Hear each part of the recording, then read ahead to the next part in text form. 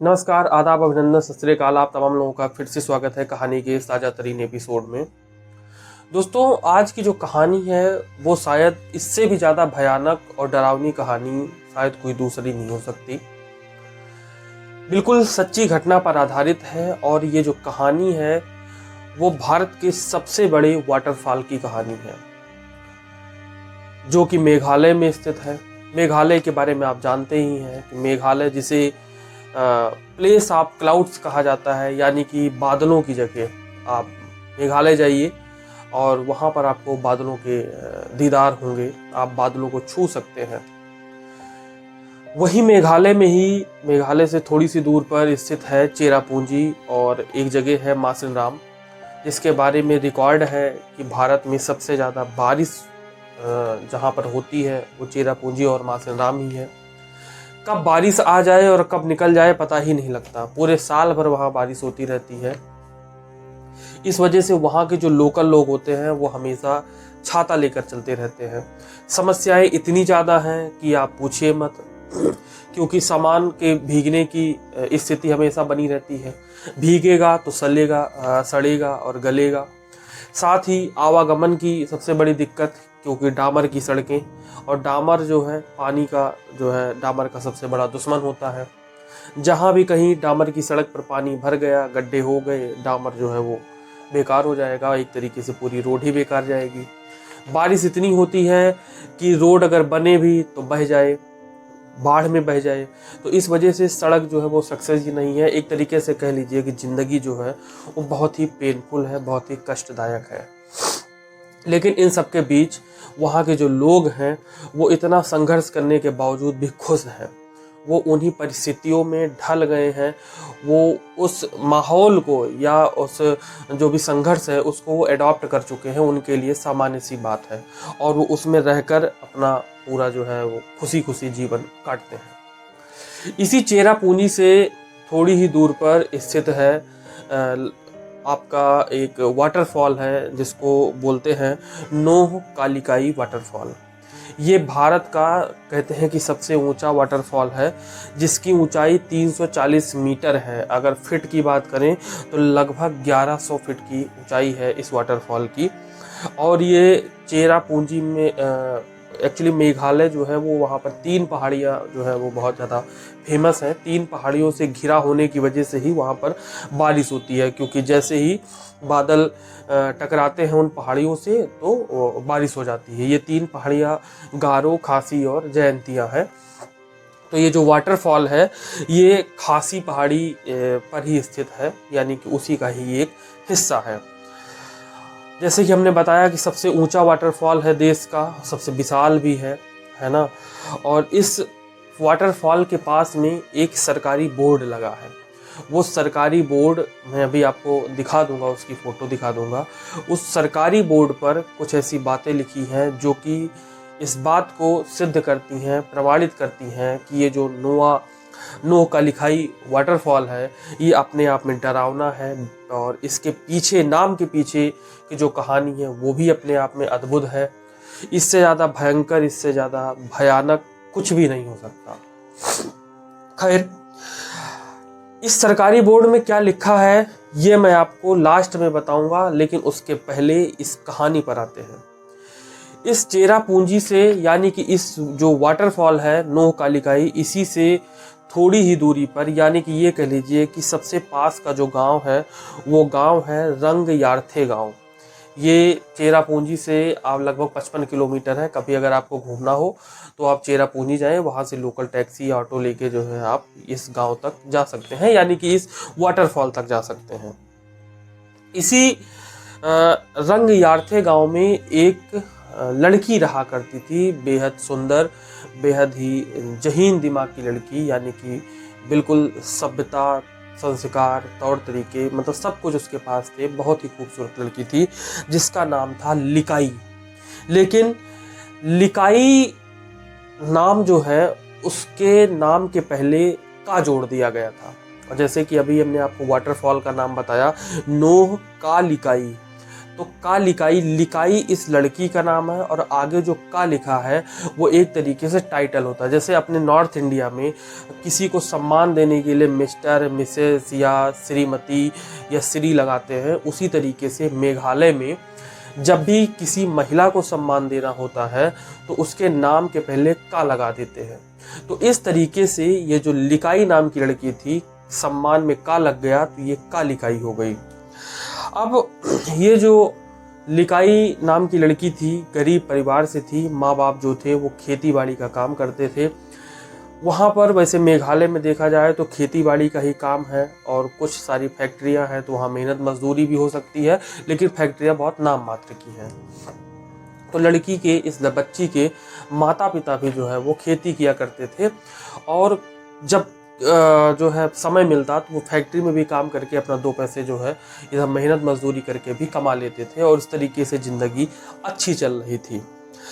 जब कुछ दिन बीतता है, लड़की जब ये बड़ी होती है, लिकाई बड़ी होती है, तो माँ बाप को, जैसे कि हर एक माँ बाप को अपने बच्चे की, अपने बेटे बेटी की शादी की फ़िक्र होती है, उसी तरीके से लिकाई के माँ बाप को भी उसकी शादी की फ़िक्र होती है और वो आसपास के गांव में ही लोकल लड़के को ढूंढते हैं कि शायद कोई ऐसा लड़का मिल जाए जो लिकाई के योग्य हो, लिकाई को समझ सके, उसको प्यार दे सके, उसको खुशियाँ दे सके। और अंत में उनकी जो ये खोज है वो पूरी होती है। उनको वहीं लोकल में ही एक लड़का मिल जाता है और अब लिकाई की शादी उस लड़के से धूमधाम से कर दी जाती है। शादी के बाद लिकाई का जो जीवन था बेहद खूबसूरत हो जाता है। जो पति था वो लिकाई को खूब प्यार करने वाला रहता है, खूब प्यार करता है। सब कुछ हंसी खुशी चल रहा था, ऐसा लगा कि जैसे लिकाई को इस जीवन में सब कुछ मिल गया।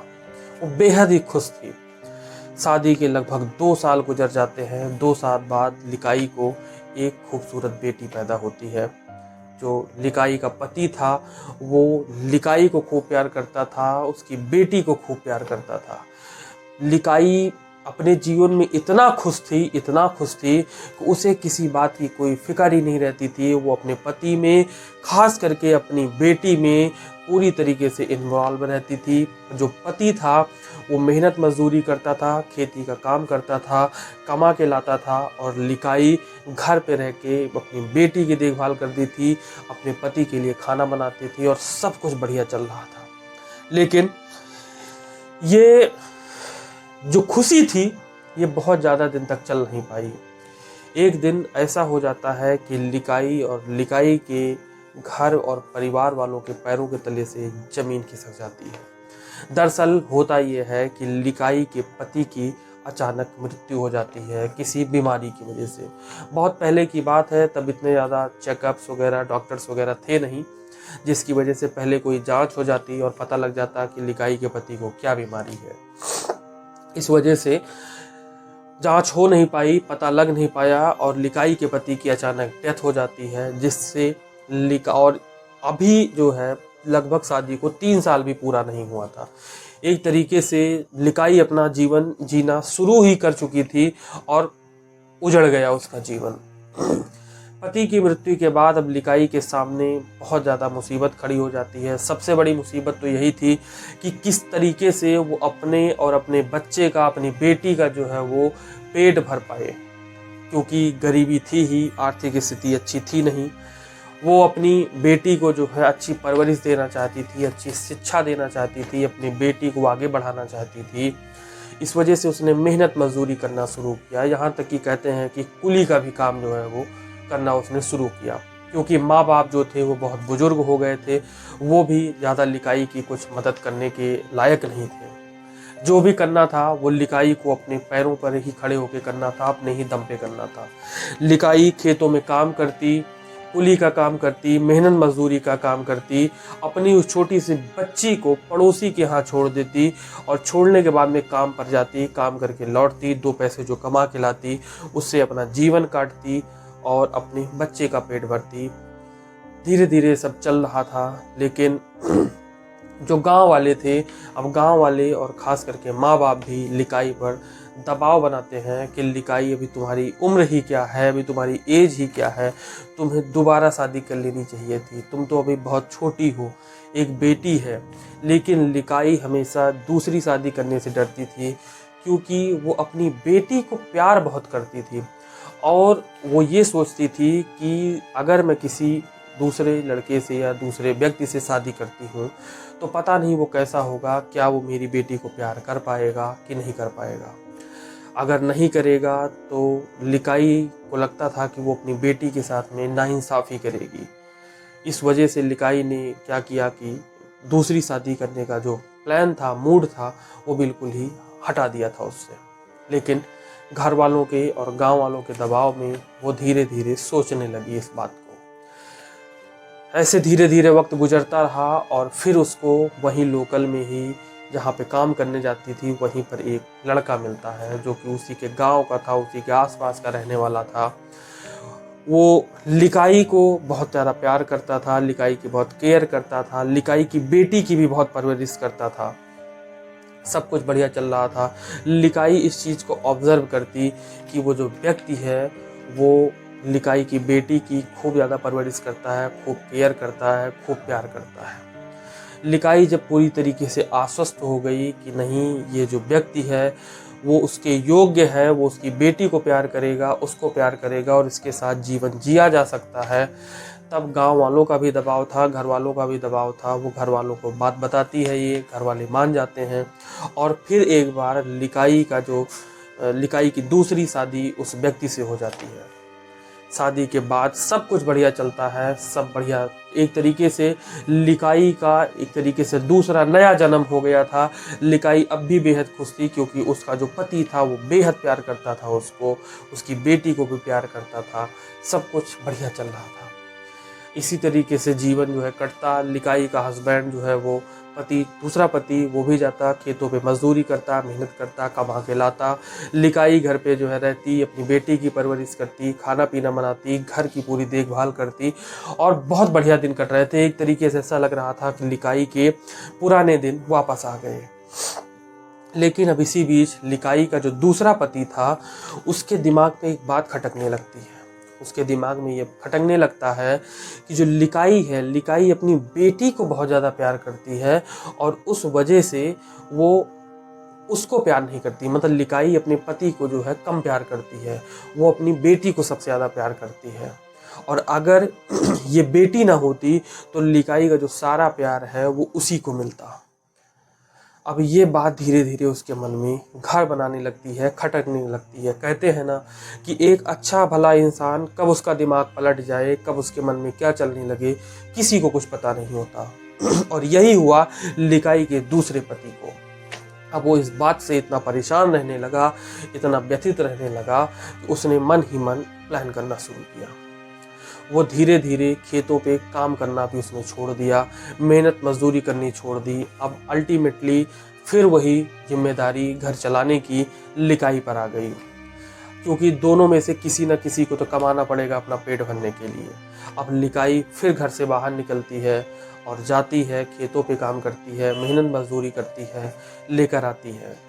क्योंकि वहाँ तो मेघालय की स्थिति ऐसी है कि आप डेली कुआं खोदो और डेली पानी पियो। मतलब ये नहीं है कि किसी आप संगठित क्षेत्र में लगे हैं, काम कर रहे हैं। वहाँ तो मेहनत मजदूरी का काम है। जितने दिन आपने किया, जिस दिन आपने किया उतने दिन का आपको पैसा मिला, पेमेंट मिला। और जिस दिन आपने काम नहीं किया उस दिन का आपको पैसा नहीं मिला। तो जिस दिन आप काम करेंगे पैसा पाएंगे, लेकर आएंगे, घर का खर्चा चलेगा। नहीं काम करेंगे तो नहीं चलेगा। यही होता। लिकाई अपना जाती, खेतों पे काम करती, मेहनत मजदूरी करती, जो 2-4 पैसे लेकर आती, उससे घर का खर्चा चलता। इसी तरीके से एक दिन लिकाई जाती है खेतों में काम करने और काम करके जब वापस लौटती है तो दूर से ही देखती है कि घर में लालटेन नहीं जल रही है। क्योंकि उस समय बहुत पुराने समय की बात है, तो बिजली वगैरह थी नहीं। लालटेन और चिमनी वगैरह ही जलाकर, मतलब इसी तरीके के जो छोटे छोटे संसाधन थे जो कि केरोसिन या मिट्टी के तेल से जलते थे, उसी का प्रयोग करके लोग उजाला पैदा करते थे और अपना जीवन जीते थे। लिकाई आती है, देखती है कि घर में जो है वो कुछ लालटेन वगैरह या दीपक वगैरह कुछ जल नहीं रहा है। वो घर में जाती है तो देखती है कि उसका जो हस्बैंड है वो कुछ खाना वगैरह बना रहा है, और तो वो पूछती है कि ये दीपक क्यों नहीं जल रहा है, लालटेन क्यों नहीं जल रही है घर पे। तो लिकाई का जो हस्बैंड है वो बताता है कि लालटेन में तेल नहीं है, मिट्टी का तेल नहीं है, ख़त्म हो गया है। और पूछती है कि खाना क्यों बना रहे हो। लिकाई वैसे देख के सरप्राइज होती है, क्योंकि वो पति जो कभी लिकाई के लिए कुछ भी नहीं बनाता था, वो आज अचानक लिकाई के लिए खाना कैसे जो है वो बना रहा है। तो लिकाई का हस्बैंड उससे कहता है कि आज जो है वो हमें बहुत ज़्यादा प्यार आ गया तुम पे, इसलिए हमने सोचा कि क्यों ना जो है तुम्हारे लिए कुछ अच्छा पकाया जाए, कुछ अच्छा बनाया जाए, और इसी वजह से हमने आज आपके लिए कुछ स्पेशल बनाया है। लिकाई बिना किसी संदेह के अपने हस्बैंड को जो है वो बहुत ज़्यादा प्यार करती है। प्यार करने के बाद में थैंक्स बोलती है, और जो लिकाई का हस्बैंड खाना बनाए रहता है, नॉन वेज बनाता है कुछ, और उसके साथ में चावल। तो उस नॉन वेज और चावल को लिकाई को सर्व करता है। लिकाई और उसके हस्बैंड उसको बड़े प्रेम से खाना खाते हैं। खाना खाने के बाद अब वो जो लिकाई थी उसकी आदत थी कि खाना खाने के बाद में वो हमेशा सुपारी खाया करती थी। सुपारी जो है खाने के लिए वो जाती है जहाँ पर सामान रखा रहता है, या सुपारी का जो बॉक्स रखा रहता है उसके पास में जाती है, तो वहाँ उसको पैरों में कुछ चिपचिपा सा लगता है, क्योंकि अंधेरा था, अंधेरे में ज़्यादा कुछ दिखाई नहीं दे रहा था। तो किसी तरीके से वो अंदाजे से ही जाती है और अपना बॉक्स जो है वो टटोल के लेकर आती है। घर के बाहर निकलती है, क्योंकि घर के अंदर जो था वो अंधेरा था, क्योंकि लालटेन भी नहीं जल रही थी। और बाद में जो है जब घर से बाहर निकलती है तो जो चांद की रोशनी थी, उस चांद की रोशनी में जाती है, उस बॉक्स को खोलती है, सुपारी निकालती है।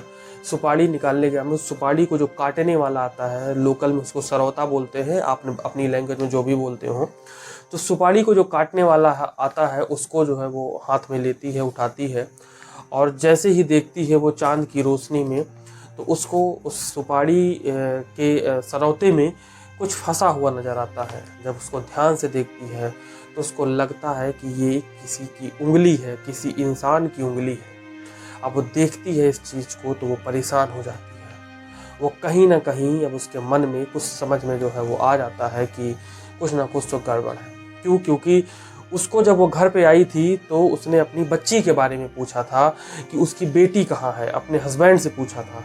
तब उसके हस्बैंड ने कहा कि उसकी जो बेटी है वो पड़ोस में ही खेलने गई हुई है किसी के यहाँ, क्योंकि अक्सर उसकी जो बेटी थी वो खेलने जाया करती थी। लेकिन अब तक बहुत सारा समय बीत चुका था और अभी तक उसकी जो बेटी थी वो पड़ोस के घर से खेल के भी नहीं आई थी, और इधर सरौते में उसको एक छोटी सी उंगली मिल जाती है। वो परेशान हो जाती है, बदहवास वो अपने हस्बैंड के पास में जाती है, पूछती है कि बेटी कहाँ है। उसका हस्बैंड कुछ नहीं बताता। फिर वो जोर से चिल्लाती है और पूछती है कि बेटी कहाँ है। वो हस्बैंड तब भी चुप रहता है। फिर अंत में वो महिला परेशान हो जाती है, लिकाई परेशान हो जाती है और कहती है कि तुमने मुझे खाने में जो दिया वो क्या था, क्योंकि अक्सर जो है सब्जी बनती थी, हरी भी ग्रीन वेजिटेबल्स बनती थी, लेकिन आज तुमने मुझे नॉन वेज खिलाया, उस नॉन वेज में क्या था। इसके बाद तब भी पति को जवाब नहीं देता, तो वो लिकाई समझ जाती है कि कुछ ना कुछ गड़बड़ है। अब वो फौरन लालटेन के पास में पहुंचती है, लालटेन को जलाती है। जब जलाती है तो देखती है कि इस लालटेन में तो तेल है। इसका मतलब कि उसके पति ने झूठ बोला था कि लालटेन में तेल नहीं है। लालटेन जलाती है और उसी कमरे में जाती है जहाँ पहले वो गई थी और उसके पैर में कुछ चिपचिपा सा लगा था। उस लालटेन से वो जब नीचे देखती है ज़मीन पर, तो उसको दिखता है कि वो कुछ और नहीं बल्कि ब्लड ही है, खून ही है। वो परेशान हो जाती है और अब तक उसको सब समझ में आ गया था कि उसने जो खाया है, उसके पति ने उसको जो नॉन वेज में खिलाया है, नॉन वेज के साथ में चावल, वो आखिर है क्या। उसको समझते देर नहीं लगती, अब उसको अपने आप से घिन आने लगती है। वो परेशान हो जाती है और बदहवास जो है वो चिल्लाते हुए घर से भागती है, दौड़ी जाती है, दौड़ी जाती है, दौड़ी जाती है, रुकती नहीं है। बहुत देर तक दौड़ने के बाद घर से बहुत दूर निकल जाती है और जाकर फिर वो कहीं रुकती है। जब रुकती है तो इस वजह से नहीं रुकती कि वो थक गई या अब वो दौड़ना नहीं चाहती या भागना नहीं चाहती। दरअसल उसके आगे अब कुछ था ही नहीं। मतलब वो एक पहाड़ की चोटी पर खड़ी थी और उसके आगे कोई जमीन नहीं थी, एक खाली गड्ढा था। थोड़ी देर वो खड़ी रहती है, चिल्लाती रहती है, चीखती रहती है, बदहवास बिल्कुल पागल हो जाती है और अंत में जो नोह कालिकाई फॉल है, उसी नोह कालिकाई फॉल के पीक से, चोटी से वो छलांग लगा देती है और कूद जाती है। कूदने के बाद में आज भी आप जाएंगे तो उस फॉल के पास में जहाँ पर पानी गिरता है, उस फॉल का एक गड्ढा हो गया है, तालाब हो गया है, जिसमें ग्रीन कलर का पानी जमा हुआ है। उसी गड्ढे में जाकर गिरती है और उसकी डेथ हो जाती है। इसके बाद अब गांव वालों को जब अगले दिन पता लगता है कि लिकाई ने के साथ में क्या हुआ है, लिकाई ने छलांग लगा दी, तो वो तुरंत उसके हस्बैंड को, उसके पति को पकड़ते हैं। पति को पकड़ने के बाद मारते पीटते हैं, पुलिस के हवाले कर देते हैं और तब जो है पूरी सच्चाई सामने आती है। उसका पति जो है वो बयान करता है कि उसने क्या किया, क्यों किया और कैसे किया। गांव वालों की डिमांड पर और लोगों की सिफारिश पर उस जो वाटरफॉल था उसका नाम जो है वो कर दिया जाता है नोह कालिकाई वाटरफॉल, नोह कालिकाई जलप्रपात। और उसके पास, जैसे कि हमने शुरुआत में आपको बताया था, कि एक बोर्ड लगा है जिसकी फ़ोटो आप देख रहे हैं। इस बोर्ड पर अंग्रेजी में लिखा है, लेकिन इसका हिंदी अनुवाद में बता देता हूँ कि है क्या। दरअसल इसमें लिखा है कि एक युवा महिला जिसका नाम कालिकाई है, उसकी पहली शादी से एक बेटी है। उसने दूसरी शादी की, उसका दूसरा पति उसकी बेटी की देखभाल करता था। एक दिन खेतों में काम करके घर लौटने पर लिकाई सरप्राइज हो जाती है कि उसके पति ने उसके लिए शाम का खाना बनाया है। लिकाई बिना शक के उस खाने को खाती है। खाने के बाद उसे पता चलता है कि सुपारी काटने वाले औजार में एक उंगली फंसी हुई है। उसे समझते देर नहीं लगती कि उसने अभी अभी खाने में क्या खाया है। वो बदहवास भागती है और इसी चट्टान की चोटी पर पहुंचकर छलांग लगा देती है। इसी वजह से इस फॉल का नाम नोह कालिकाई फॉल के नाम से जाना जाता है, जिसका अर्थ है लिकाई की छलांग। नोह कालिकाई जिसका अर्थ होता है लिकाई की छलांग। और वहाँ के लोकल लोग, गांव के लोग जो हैं रहने वाले, वो आज भी बताते हैं कि कभी कभी उस वाटरफॉल के पास से ज़ोर ज़ोर से चीखने की और चिल्लाने की आवाज़ें आती रहती हैं। तो इस तरीके से ये जो देश का सबसे ऊंचा वाटरफॉल है, इसकी नाम की जो कहानी है, इसके पीछे की जो कहानी है, बहुत ही विचित्र है, बहुत ही दुखद है। कैसे एक माँ और कैसे एक बेटी के साथ में कितना बड़ा अत्याचार हुआ, और वो बदहवास माँ जो है भागती हुई अपनी जान दे देती है अपनी बेटी के लिए। उस बात का ये सबूत है लगा हुआ बोर्ड और वहाँ पर स्थित ये वाटरफॉल। दोस्तों, फिलहाल आज की कहानी में बस इतना ही। कल फिर आपसे एक नई कहानी में मुलाकात होगी। तब तक के लिए नमस्कार, शुभ रात्रि।